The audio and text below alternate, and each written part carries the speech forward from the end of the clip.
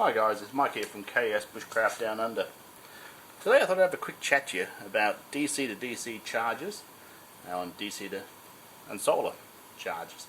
Personally, I think it's the greatest advance in managing dual battery systems in four-wheel drives.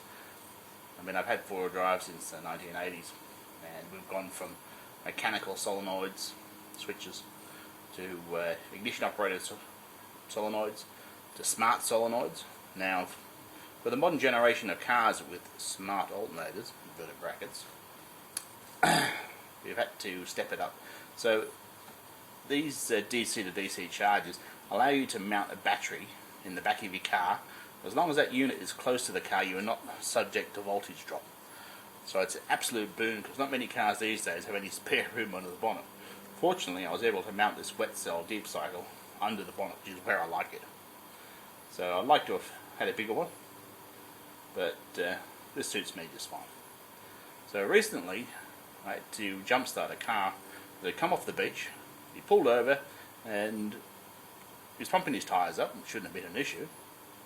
He'd been out for a couple of days. Now, unlike me, he had 200 amp hours worth of batteries. So he had two batteries in the rear of his ute and a much more powerful DC to DC charger than I have. So my one here is rated at 25 amps. Most of the time it will throw out 20. So that's a fair old delivery. So what had happened is you had the ignition on in the car. Now, camera can't see it, but under here there's a blue wire which I didn't need to use on this Hilux. So it overrides the mechanism that disconnects that battery. So we have a look at the meter. So currently my deep cycle is at 100% charge. The solar is connected to it at the moment, and my crank battery is at 12.5, which is well within the range. 12.6 and above is fully charged, and it's a bit cold personally, about 10 degrees here. Now 11.8 volts is barely 25%, so keep that in mind. So these are the specs for everyone will be different. So my DC-DC unit turns on when the crank battery hits 13.4 volts. So if you flatten it a bit while you're starting it, it won't turn on straight away. It takes a while. And it'll turn off at 12.8 volts. So basically it'll evaporate off the surface voltage of the battery, which will run it down to 12.6. Then it disconnects itself. So generally the override wire is blue, most systems I've looked at, but I didn't need to use it. So with the blue wire connected, it turns on at 12.2 volts and turns off at 11.9 volts. And that is the crunch. So what had happened in that situation is he come off the beach, he had 200 amps, well, two 100 amp batteries flat, and his charger was a Red Arc, and it pumped out 50 amps.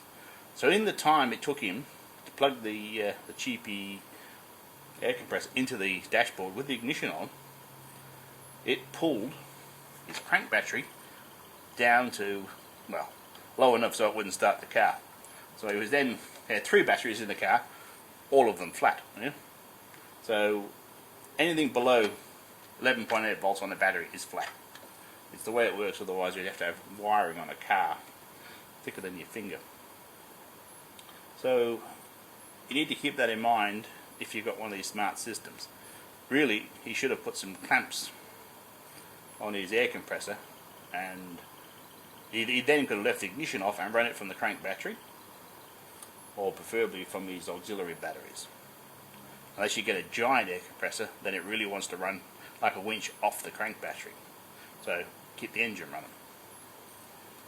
Anyway guys, I'll also go through on the DC to DC without a solar input. So this one here has a solar input. It's going directly to this battery and it's not affected. But what the other guy had done, he had a DC to DC but no solar input, and because the batteries were mounted under the floor, what my American viewers would call a cowboy camper with a false floor, he clamped the solar panel directly onto the battery. So effectively your solar panel could have been producing 10 amps, but it tricked the DC into turning on. So you had 10 amps going in and possibly 50 amps coming out, but the result was the same. Yeah, a flat crank battery. So if you're aware of these limitations, and it also where you connect your stuff to. So I'm going to have to do a bit of a tidy up in here. This bit of wiring here is my UHF radio, which I've connected directly to my deep cycle battery, so I can sit down and listen for my friends coming in without running the ignition. So I can have the UHF in the background scanning away, listening for problems or whatever, without risking my crank battery. Anyway guys, hope this one keeps you out of trouble, doesn't get you into it. Thanks for listening, bye for now.